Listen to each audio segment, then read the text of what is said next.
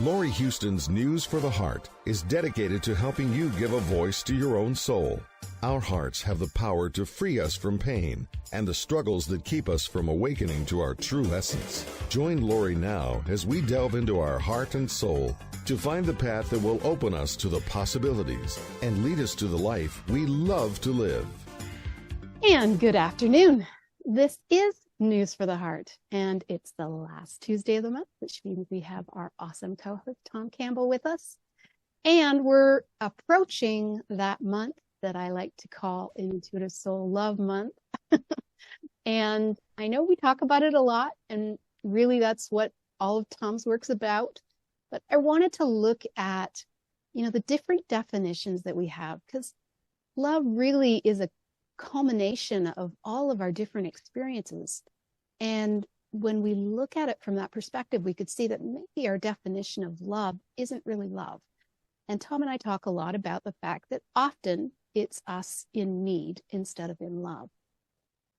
I just wanted to look at it maybe from a different perspective, maybe from a way that we haven't said it before, but it is Love Month, and it's always about love over fear. And so welcome to the show, Tom. Welcome, Laurie. It's a pleasure to be here, as always. Yeah. Love is a good subject because that's the core of everything. That's it. I think it was what Peter or Paul, I think it's all the same person, in a letter to the Corinthians said, quote, God is love. Yeah, that's pretty simple. And I talk about the larger consciousness system. And I say the larger conscious system is love. Well, that's what it's about. It's about becoming love, evolving to where you become love. So love is at the very core and center of all of our problems and all of our successes. So let's talk about love. As you mentioned, it is more typical for people to fall in need than it is for them to fall in love. Mm-hmm. Love is something that is freely given. Love is about other, not about self. Good reminder. I mean, we talk about self-love, but self-love is really not a good phrase. It ought to be called self-like. You really like yourself, because if you don't like yourself, you are depressed.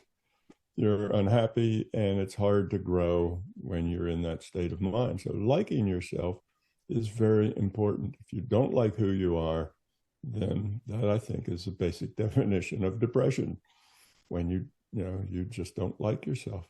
So that's a problem. But let's not confuse the like and the love. Okay, like has to be earned.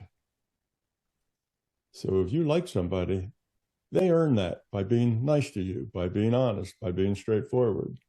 And you can like a person, and you can take that like back and not like that person. Like comes and goes. Love isn't like that. Once love is given, love is given. You don't take it back away. Here's the kind of the poster, a child for that, and that is parents have a child, and the child gets into drugs. The child gets caught, robbing a 7-Eleven or something. A child goes to jail.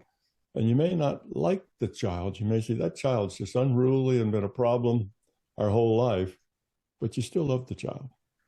You can't help that. Or you have a mother or father that isn't nice to you. Well, you don't like them.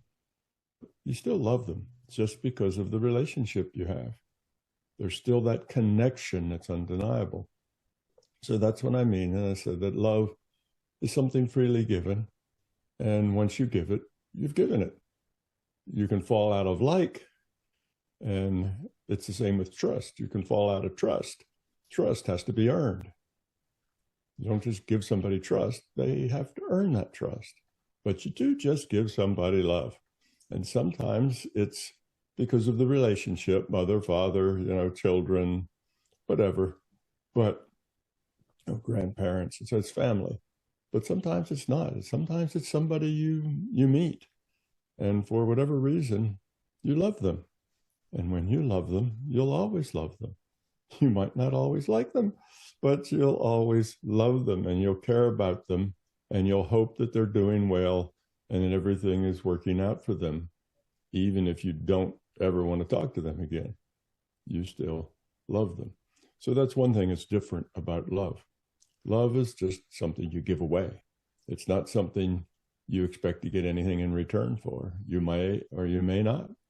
That's not what it's about. It's just freely given and it's gone. Now, I like to define love, love between two people, as unconditional love, because unconditional love is the only kind of love there really is. Love has no conditions. If it's, oh, I'll be with you if you do, if you do these kind of things for me, and you'll stay with me if I do these kind of things for you, that's not love. That's conditional. It's a bargain. It's a deal. It's an agreement. It's a contract, even if there's no paper written up. Because they tend to write papers up, what each party's going to bring to it and who gets to walk away with what, prenuptial agreements. But in any case, if it's not, if it comes with any kind of agreements, of things you have to do, they have to do, then that's not love. That's something else. It's a deal. And that's what most people do. They need, which means they find somebody who meets their needs better than other people. And it's mutual. A meets B's needs and B meets A's needs. So they think they've fallen in love because they get their needs met. And those needs are many. It's not just, the need for children, the need for sex, the need for companionship, the need, just to have somebody around to come home to. There's lots of needs for support, needs for money to live. It's just, there's lots of needs, and all of those needs kind of wad up into a bundle. And so you find somebody who really meets your needs, then you like them. Remember, like is something that also comes and goes. And you like them enough, you say that you're in love with them, and then you run off and get married with a conditional marriage that says, he does this and she does that, and the two, neither of them can do this other thing, and you have these agreements, and they tend to not last that long because people change, and their needs change, and their attitudes change, and when they do, what looked like a really good arrangement, a good deal, turns out to not be such a good deal after all. Maybe it was a great deal for 10 years or 20 years or 1 year or whatever, but then it's not so great anymore. Needs aren't getting met. So that's different. That's not love. That's a different kind of thing. And so that makes the marriage what some people call an open marriage. But I don't like that term, because open marriage kind of implies a very singular issue that's open, and that's sex. Have sex outside of marriage is okay. That's an open marriage. But I'm not talking just about open for sex, but open for everything, non-conditional. Everything's open. And this makes sense in a way when you say, well, how would you feel if you knew that your significant other was only coming home at night because they felt obligated, or because it was legally required? That's not the kind of relationship you want with a significant other. You want them to come home because that's where they want to be. They want to be with you. And if it gets to the point that it's just obligation, then you should think of separating and finding something else. Because when you're just coming home because you're obligated, it's not just you, but everybody around you, your children as well. They get that sense. Mom and dad really don't like each other very much, but they're staying together anyway. And that makes it very difficult when they grow up trying to form in-depth, committed relationships. They have a hard time because in their mind, those aren't so good. They don't work out. And a lot of people say they don't really believe in love to people because it doesn't really exist. Well, it does. But not many people go that route. all love is unconditional. If it's not unconditional, it's not love. So if somebody in a relationship says, oh, I need to go elsewhere, this doesn't work for me anymore, then the other partner should say, okay, I wish you well because I love you. I want you to be happy. And if what makes you happy is you have to go somewhere else, then I support it. I'll help you pack. I'll help you out with that. So in that sense, there's freedom in the relationship. Everybody is free to come and go as they want to. And what that ends up creating is it creates the situation that if you want that person to come home because they want to, you have to be worth it. You have to earn it. Every day, you have to say, I have to earn that like, that they like me. Remember, like's earned. I need that. So I have to be nice. I have to, be equitable. I have to care. I have to be that person needs. Otherwise, they'll find that someplace else. Whereas when you're conditions, well, it's almost like you own each other. Susie's mine and I'm Susie. So it's almost like you own each other. And now you don't have to be that concerned about whether Susie's happy or not because she's yours and she's obligated by law to stay yours. And you see how that just isn't good. It doesn't generally work out to a good end. Relationships need to be unconditional love, and they need to be free and open. When they don't work, they don't work. And it's much better for them to separate and find something that does work than to slog on through with life because they have to, or they feel trapped, or whatever. So that's why I particularly, and I guess it's just me, not a lot of people think this way. I don't really care for the traditional marriage because that's all conditional with a lot of, if this and that, then this other thing. And I think those conditions undermine a relationship. Once you feel like you're in it forever, till death do you part, then you stop feeling like I have to earn that like.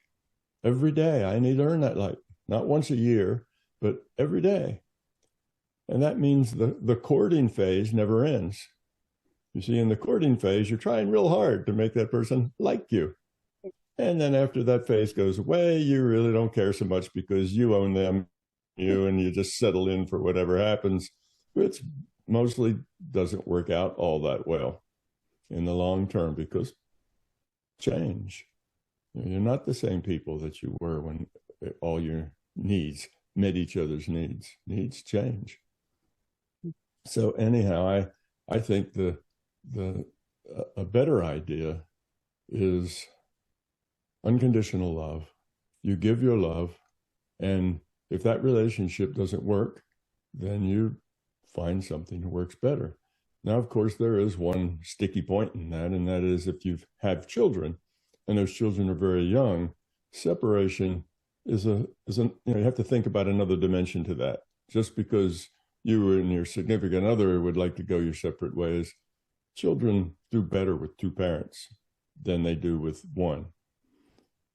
So that is another consideration. You may want to stay until those kids are at least teenagers, if not 18, but at least teenagers where they can deal with those kinds of things in life without it coloring their whole attitude about life.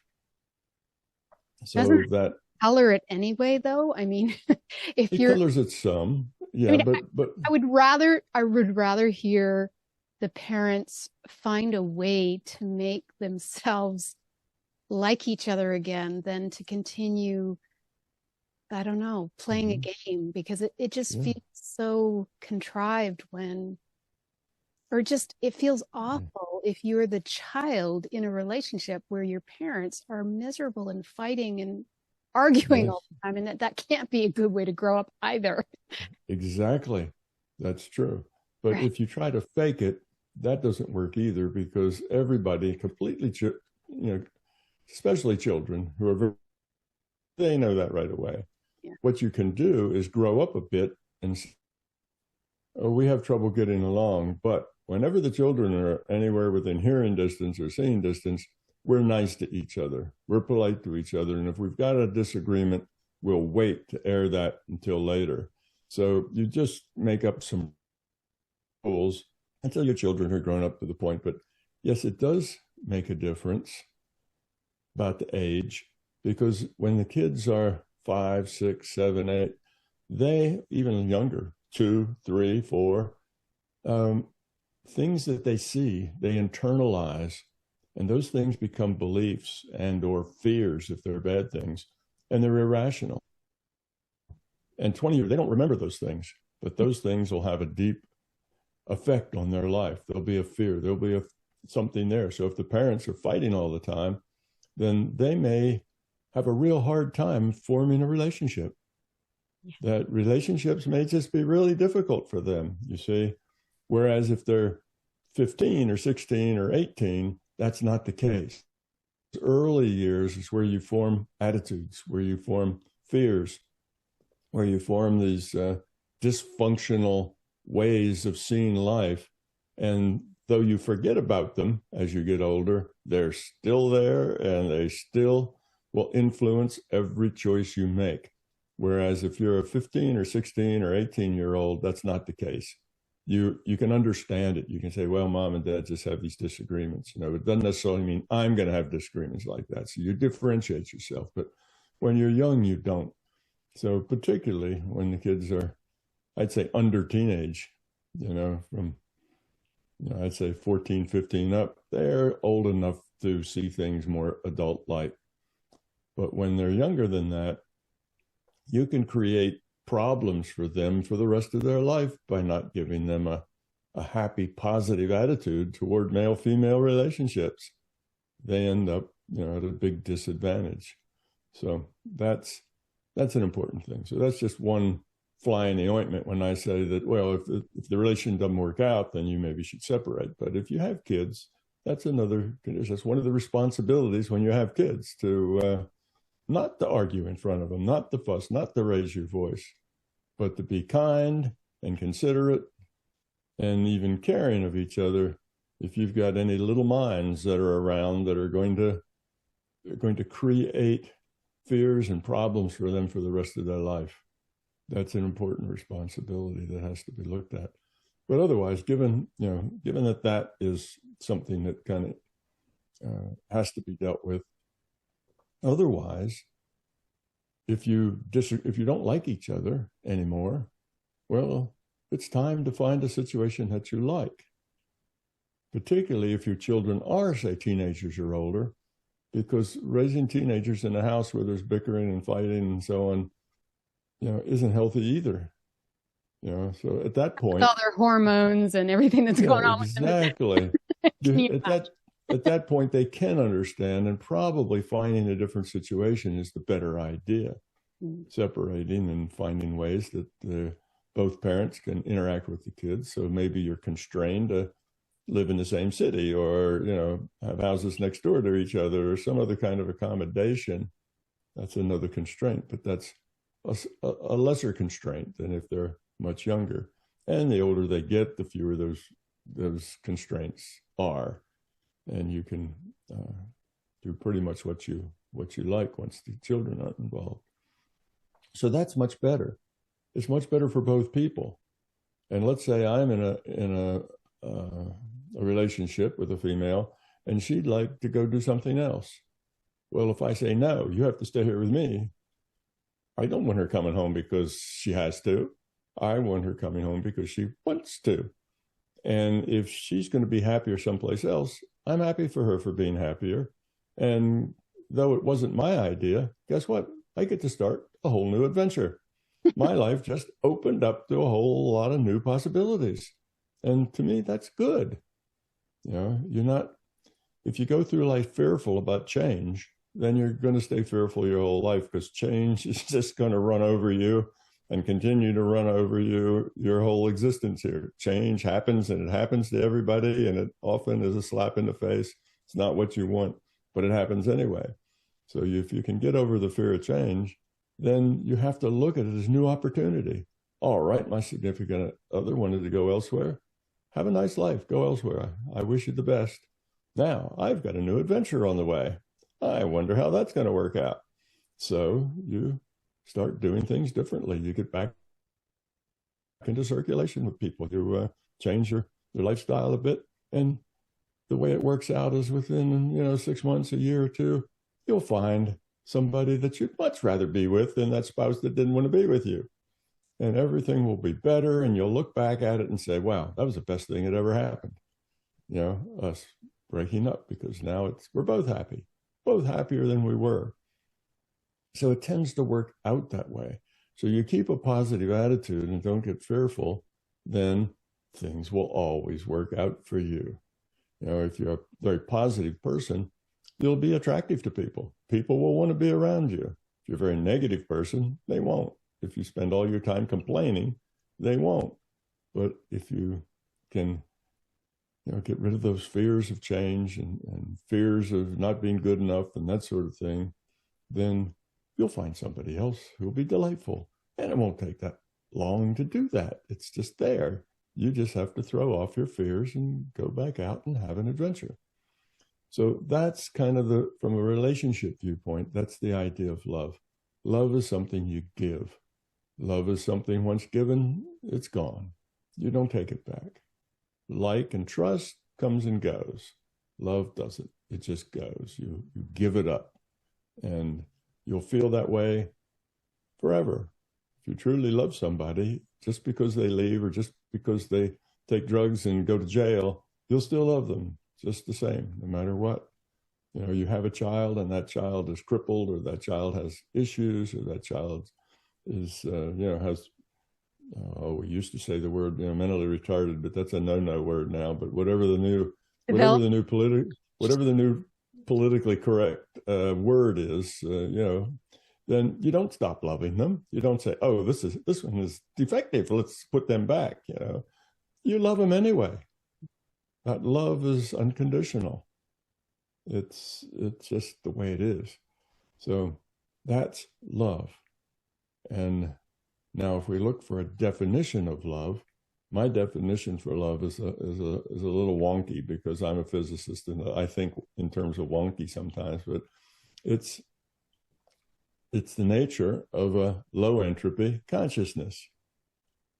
That would be my definition of love. It's just the way a low entropy consciousness behaves with love. So you have all these fears, and the fears are what from not loving. The fears are all self-focused. Fear is about you. I mean, we may think it's about somebody else. Oh, I'm afraid for my children. Well, yes, because you don't want to lose them, because it would affect you as well as it affects them. So love is the nature of a low entropy consciousness. That is a consciousness with a high quality consciousness. And you'd have to know a little about my work to really get what that means. But the bottom line is that if you get rid of the fears, and the fears create the beliefs, and it creates the ego, if you get rid of that stuff, what's left is love. So you don't have to go out and do something special to make love or some sort. That's you naturally inside your consciousness. All you have to do is get rid of your fears, your egos, and your beliefs, and there you are, your love. You've got rid of that stuff. So those are the things that are kind of anti-love. And so that's what love is. It's just when you are no longer fearful, and that fear creates the ego and the beliefs, then what's left is love. So it's the nature of a low entropy consciousness to be love. And that brings us back to God is love. If there's any consciousness that is low entropy, you see that's God. Or in my words, the larger consciousness system. That's love. It's all about giving when it's love. It's how can I help? What can I do? Not what's in it for me. It's the opposite of fear, but it also is antithetical to self-centeredness. when you have fear, you tend to be self-centered because fear is about you, your fear, what you don't like, what frightens you. So fear is always self-centered. And one way to measure the maturity of a person, you know, how mature is that person? In other words, how grown up are they? Is to measure how self-centered are they. And if they are very self-centered, they haven't grown up much. They probably have an emotional or a spiritual age of probably 6 years old or something. And we know people like that who are plenty old enough to have grown up, but they're still very self-centered. And if you meet even a 6-year-old who is not self-centered and is very giving, well, that's one that's very mature, even if they're not very old. So maturity isn't about age. And besides what the clothing industry says, maturity is not about how big you are, how big around you measure. Maturity has to do with how grown up you are, how much you care about and think about others. How considerate are you? And not considerate from the viewpoint of your intellect. Because people grow up and say, okay, politeness is nice. That's the grease that lubricates social interactions, is politeness. But if you do that through your intellect, you're not really polite. You're just acting polite. What I'm talking about is being, not acting. I'm talking about being in such a way that you are kind, that you are caring, that you do want to be part of the solution to whatever relationship you're in.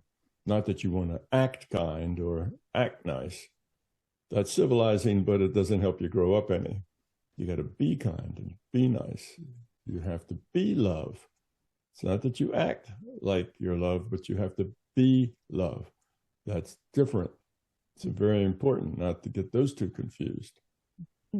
So that's about love. So where would you like to go after that, Laurie?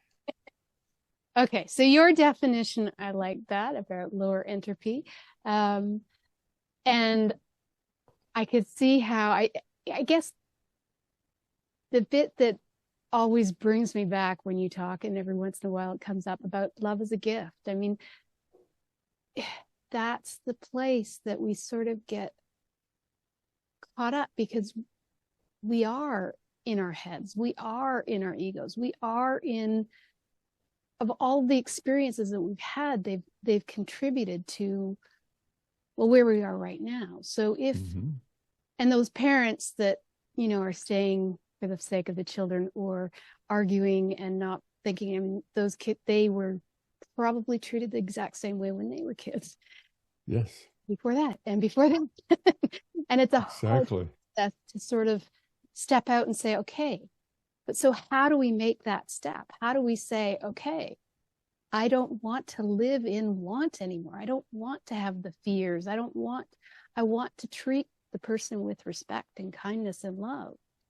And because honestly, I think we can pretty much love anybody. It's not about, I mean, it's obviously a slightly different when it's a romantic one, but I mean, love comes in every form. Family, sure.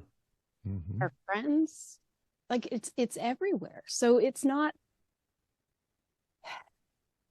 it's remembering that we get caught up and saying, oh, wait, whoa, let's step back here. When I get upset with something that has or hasn't been done, is that me? Yeah, that's me, not them. So at what point can we try and make that step forward a little bit gentler for us? Because once we realize that it's our responsibility, some people will clam up. Some people say, oh, I can't leave because, well, there won't be anything else. And that's a fear that a lot of people have, that stay for all the wrong reasons.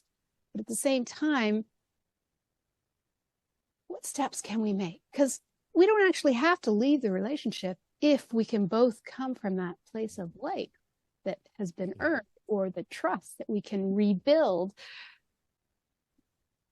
But, what steps can we take? What can we do to say, okay, it's time to grow up and see? Because it happens so often now where I just sit and go, wow, did that just really happen? And why did I react that way?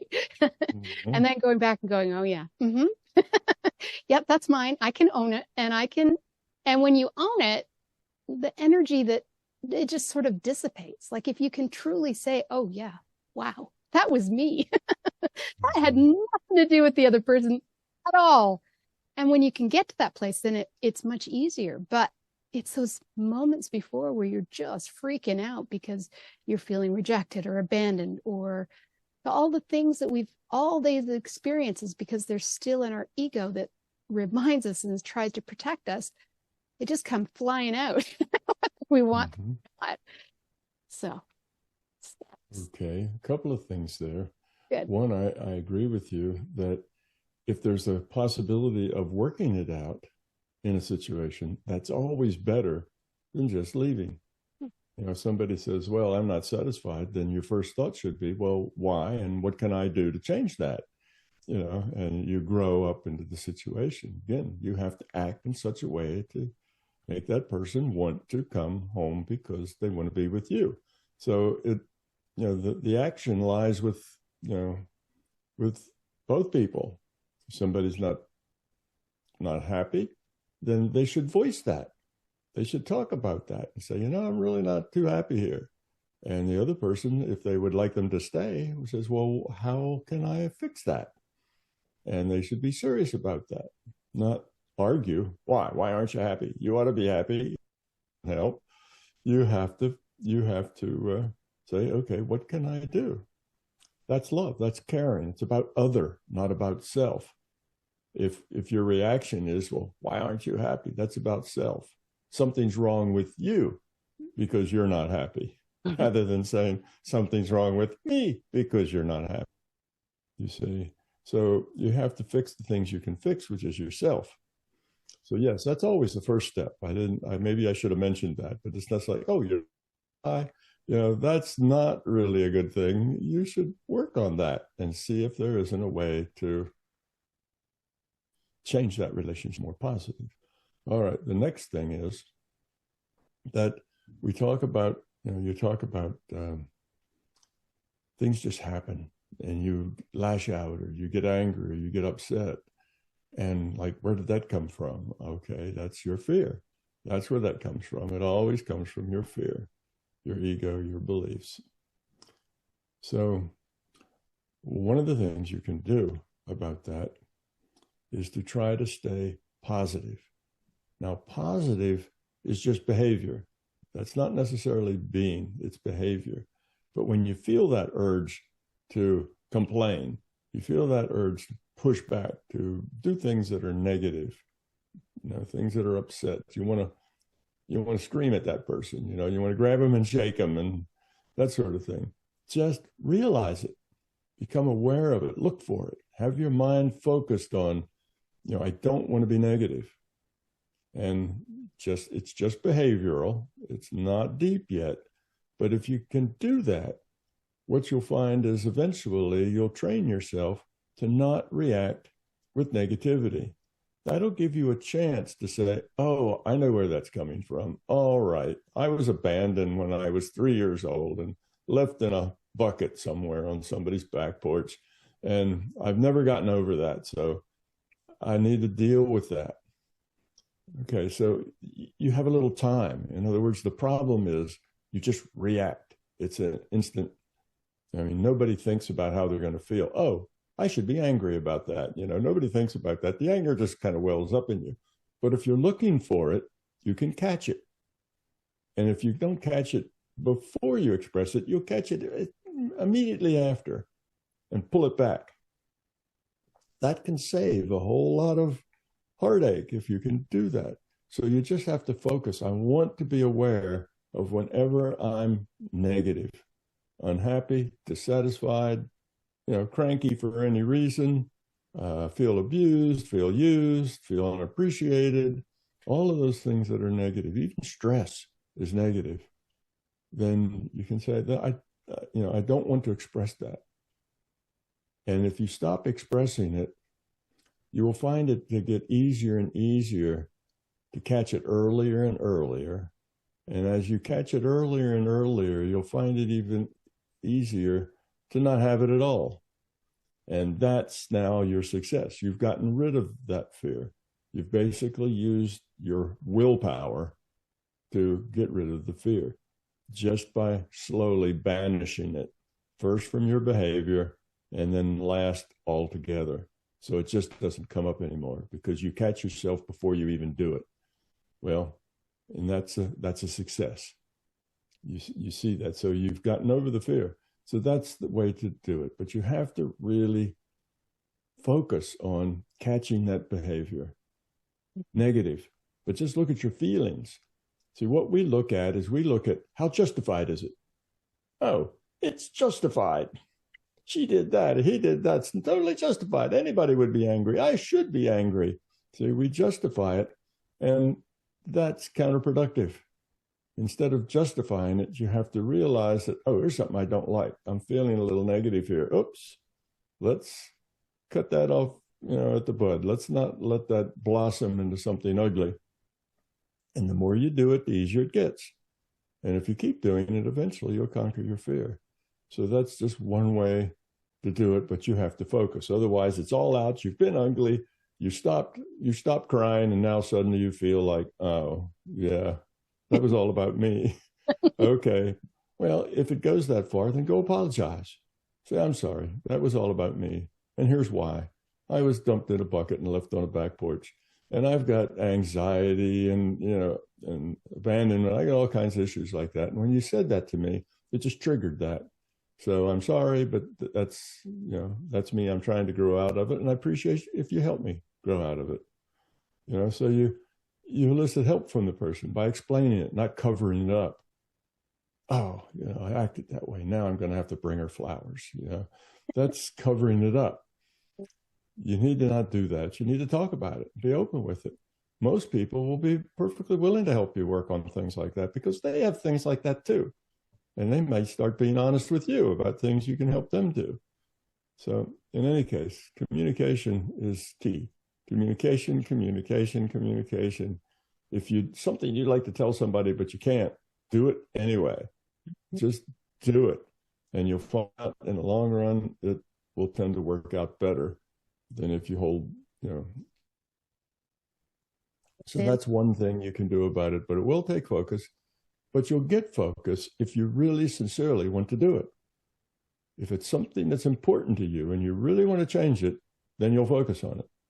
If it's not all that important, but you just like to pretend that it is because that makes you feel better, then it won't work because you'll just do it and then you'll excuse it.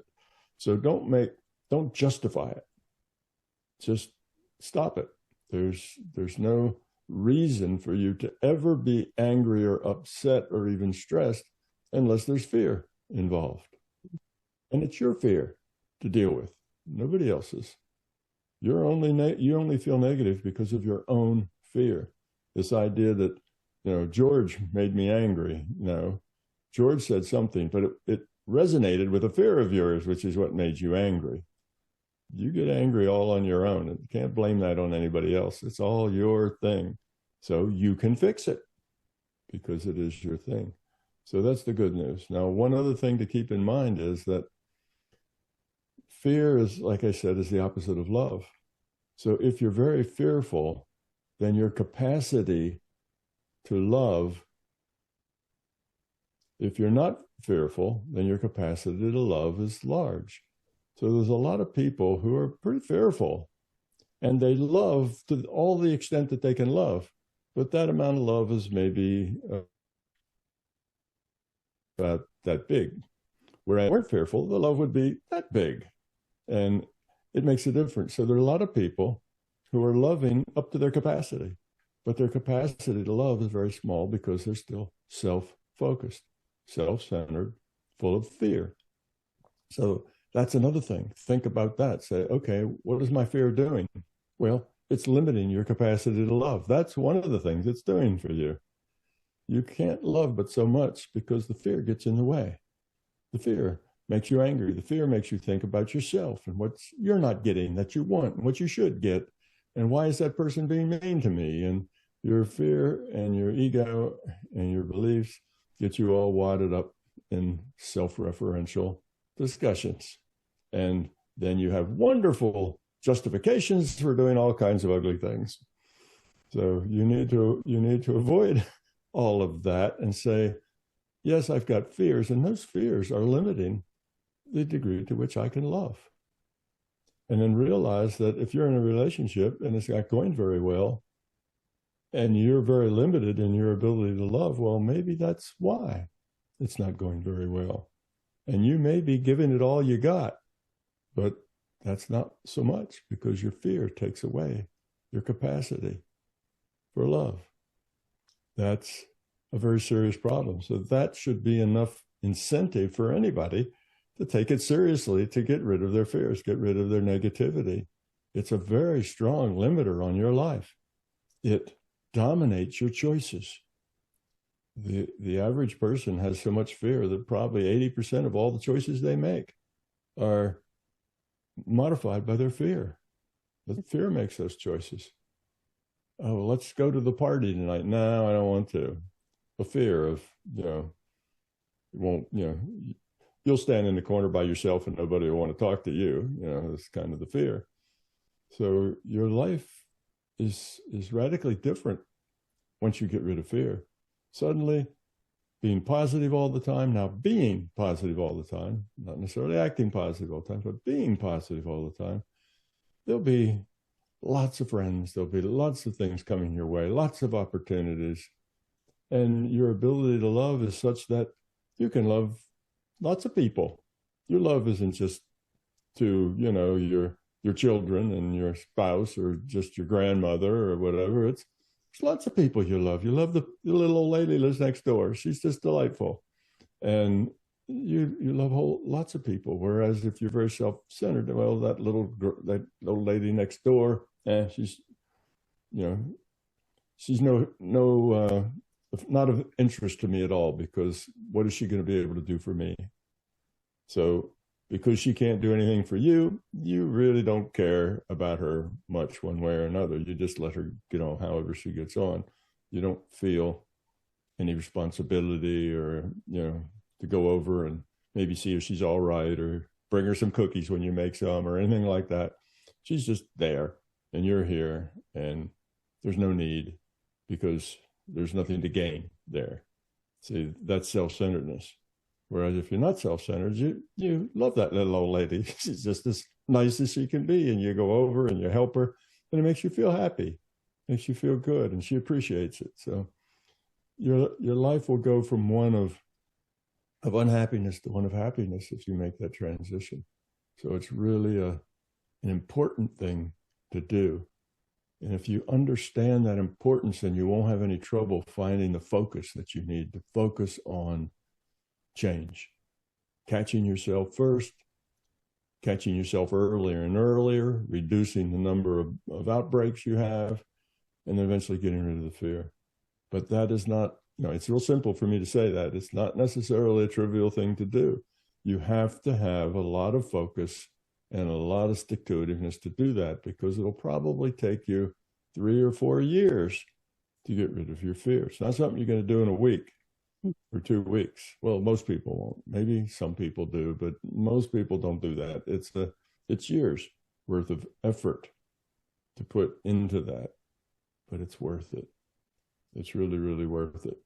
Fear does limit your capacity to love. And when you get rid of the fear, you tend to love lots of people. You're not upset at anybody, even the people that you disagree with. You're not upset with them. They just disagree with you, and that's okay. Whereas if you're self-centered, they disagree with you. Now they're the enemy, and you don't like those people that make it difficult for the rest of us. So it's just your whole life becomes sweetness and light, rid of your fear. Your whole life is piss and vinegar, meanness and negativity when you have a lot of fear. So it's like, which one would you like to have? Well, it's obviously you'd like the one with sweetness and light. So work on it. It's not easy, but it's doable. So this is, it's still all about love, right? Fear is the opposite end of love. So we talk about, the two opposite ends, but Love is a wonderful thing. That's what's going to fix the world. The world, the world will one day be fixed because evolution will take us there. But it could be a long trip if we don't start growing up, here one at a time. And nobody can grow you up but you. So it's 100% your thing to do for yourself. And other people can maybe make it more difficult for you because they keep triggering you, but you'll have to get past that. You'll have to just refuse to be triggered, refuse to make up justifications, refuse to buy into that, take charge, refuse to blame other people, take charge of your life. You can do this. It's not impossible. It may seem that way. And of course, it's hardest in the beginning. Your first month or 2 months of trying to be positive is going to be difficult because you're going to try to be positive and you're going to mess it up. You're going to get negative and then you'll catch yourself. And then you'll get negative and then you'll catch yourself. And after a while, you kind of throw your hands up in the air and say, I quit. It's impossible. But don't do that. It'll get easier and easier and easier the more you work at it. In the beginning, it'll be the hardest thing you've ever done. But you keep working on it, and eventually it'll be less hard, and pretty soon it'll get easier and easier, and then you'll make a lot of progress. So stick with it. It's the only way to go. There is no other way to get there. That's the path toward happiness. Happiness is not something you can chase after and catch. Now it's yours. Happiness doesn't work like that. Happiness is the byproduct of a life well lived. You live your life well with love and caring for other people, happy. If you try to get happiness, if I got that, I'd be happy. If I had $1,000, I'd be happy. If my wife was nicer to me, I'd be happy. And you can do all these things, but none of that will make you happy. The unhappiness is inside. The unhappiness doesn't get generated on the outside. You blame the outside for it, but that's not the source. The source is all on the inside. So the only one can fix it is you. And if you don't fix it this time around, you get to fix it next time. And if you don't fix it that time, you get to fix it the time after that. So this is not a time test. That's the good news. You can take just as long as you like, as many lifetimes as you need to do this, but it's a whole lot better if you just get serious and do it now and struggle with it when it's so hard in the beginning until you master it. It's, like they say, there's no better time than now, to start. So that's love, I think, in a nutshell. Love's unconditional, something you give away. It's for free. There's no cost to your love. You just love for whatever reason, and mostly we don't have reasons, because if there's reasons, then it's probably not love. Love is just freely given. It's not because, this does this or is like that. It's mostly just you love them. And it's something that you do. And when you do, that's it. It's that way until you're gone, Like and trust, you got to earn. They come and go, but love does not.